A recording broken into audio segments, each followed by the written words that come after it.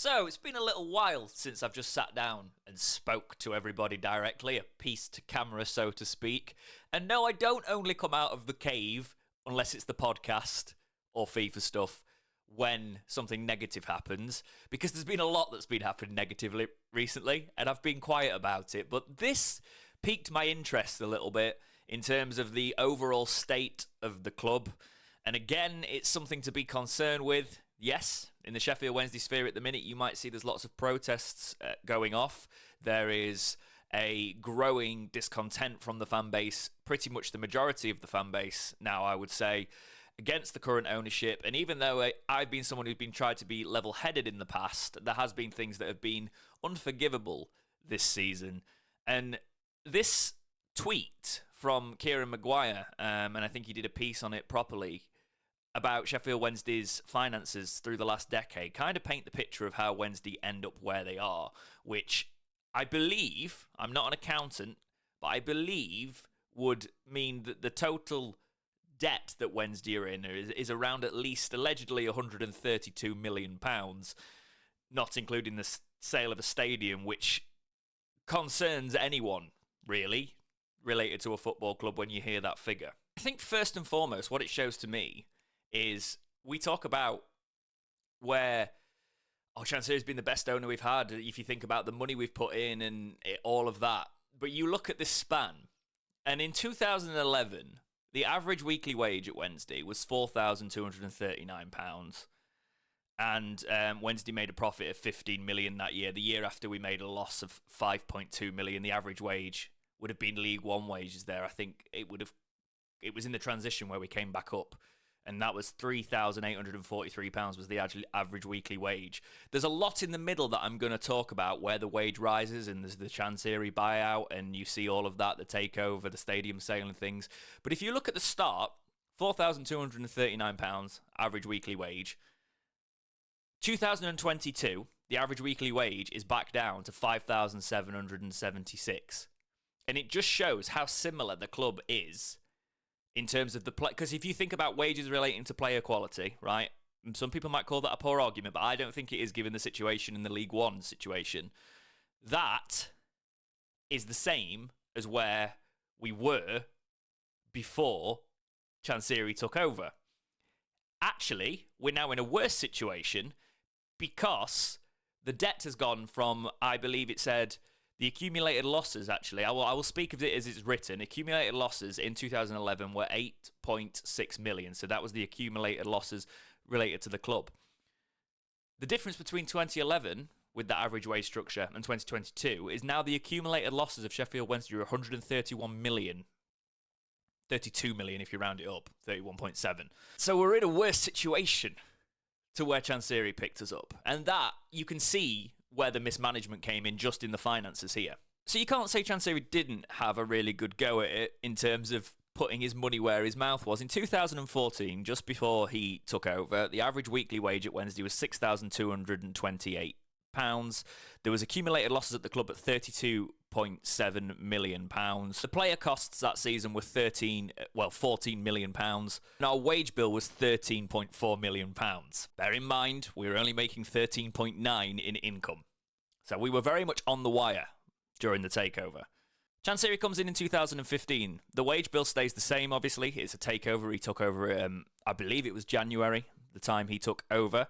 But let's go to 2016. The wage bill rises to 8,967. The incomings of players goes to 12.7 million. So the money goes straight in, straight away, and then the wages rise from 13.4 million to 19.3. That's the first go there. You actually see we make a loss that year of £9.8 million, bringing our accumulated losses to 43.9. That's, you expect that. It's going to invest. There's going to be the losses within financial fair play. Doesn't happen that year. You go again 2017. The wage bill shoots from £8.9 thousand a week average to 13.6 average. This is average, by the way. Some players could have been on 30. Some players could have been on 3. There's that disparity. It's how averages work. We lose that year accumulatively. We've now got an accumulative loss, of 64.6 million after losing 20.8 that year. And this is where I'm saying Chansiri said for a long time that match day income doesn't bring the money. Where are the supporters bringing the money? Do you know what our biggest revenue source is? Do you want to have a guess? It's match day income.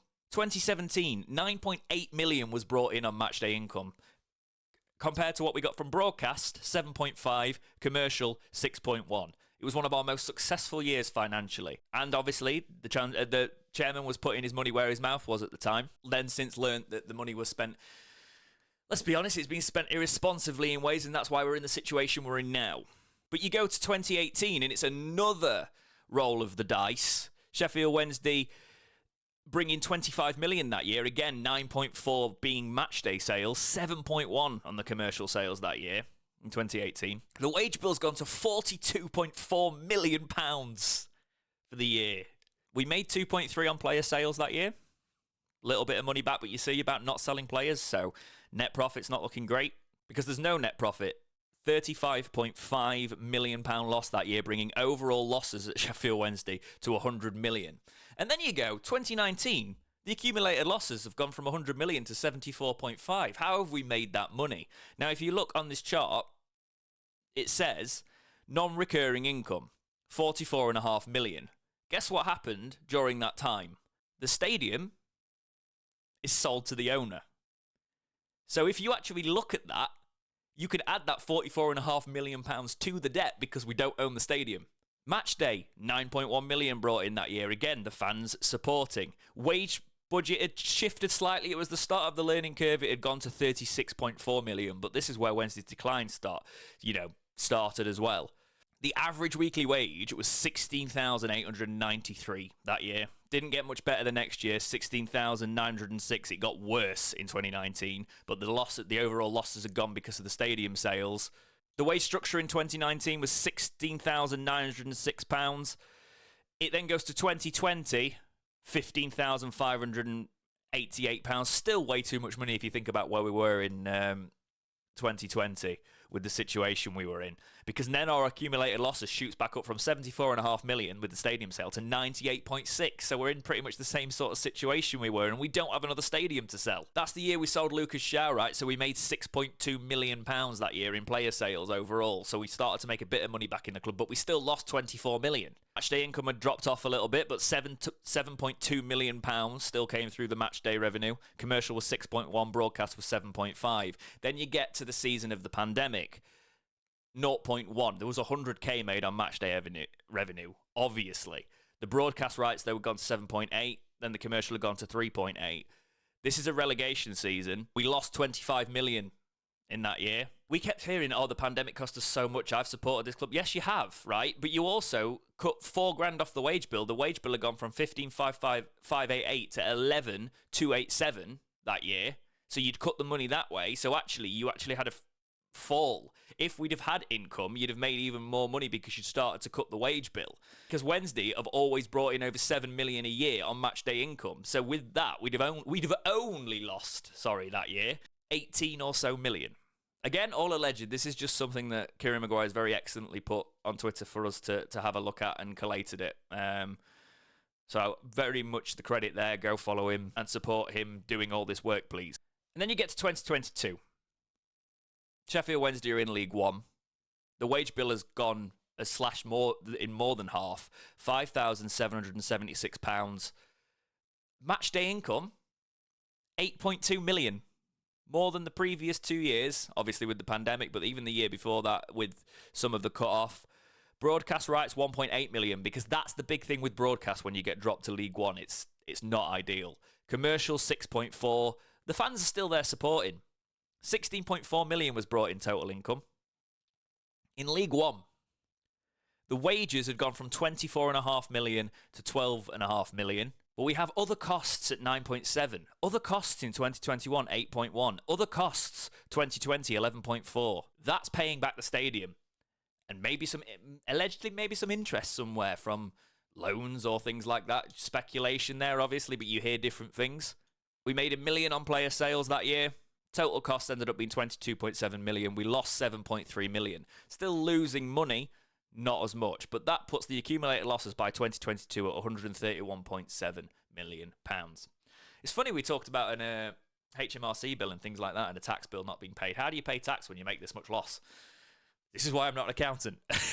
But it's interesting that we as the fans have been blamed in certain situations for not supporting our club. When I actually look at where the money comes from, it looks like it's coming from the club. Yes, the owner's putting the money in to keep us afloat, but it's all going down as loss.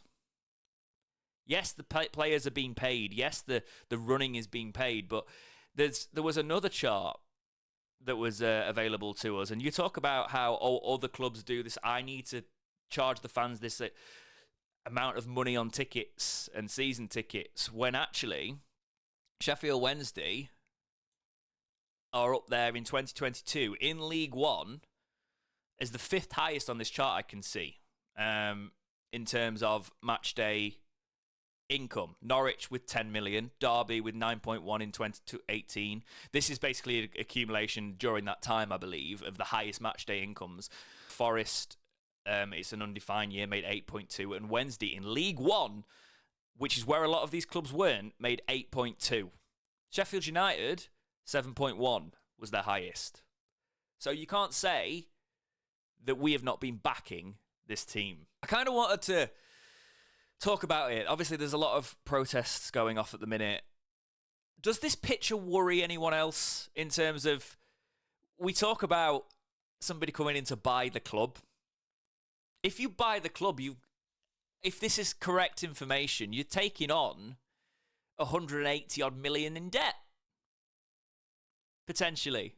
Which means, we always talk about Chansiri making a profit. He threw this 300 million. I don't think he did, actually. I can't say that, but I think it was thrown about that there was a 300 million pounds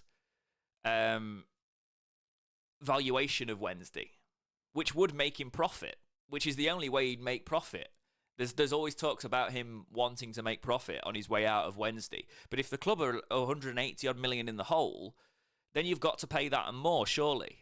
Which makes you think, if Wednesday are going to be under new ownership, we're going to have someone that comes in and spends that much money. And because if Chansiri wants to make a profit, even if he let the club go, you'd still be taking on 180 odd million of debt, potentially. I have actually had to think about this since editing this video, and realistically, actually, I wouldn't say it's 180 odd million pounds worth of debt, so to speak.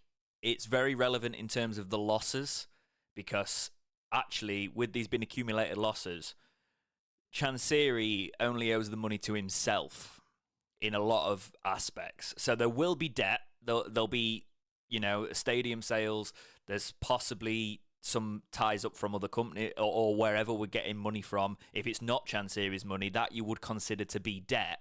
But anything that Chansiri has provided, he would be able to write that off within that many millions of pounds. It would depend on, though, again, as I've been saying here, how much he was willing to write off himself, because losses don't always mean debt. It is a debt to the man himself, but not necessarily a debt that the club would have to pay to, say, for example, if you took a loan out and you would have the debt that's the interest, that would then be debt that is got to be paid back. If Chansiri has put the money in himself and it's his money, the debt is then to Chansiri, which is fine if somebody cuts their losses and goes, but it's unlikely that he'd do that. So I just wanted to say that in this video for some balance, because that's what I've been thinking about since sitting down a little while ago and recording this. Just a bit of a bleak look, but we've got to support the rest of the season. I'll always back the players and I'll always back the management, especially when I'm seeing good things like I am seeing at the minute. But in terms of the general ownership, it's still worrying, and I think you've got to mention it, especially when anything is ever questioned. It's almost as if fans are belittled at the time. So fans are here for a reason, and we, as you can see, support with matchday income. Anyway, let me know what you think.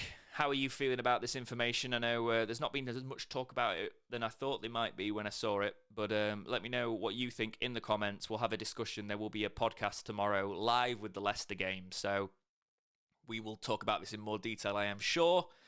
But for now, guys, as always, thank you so much for watching. Please like, subscribe, do all those things, and keep watching right here on Dexterity Box.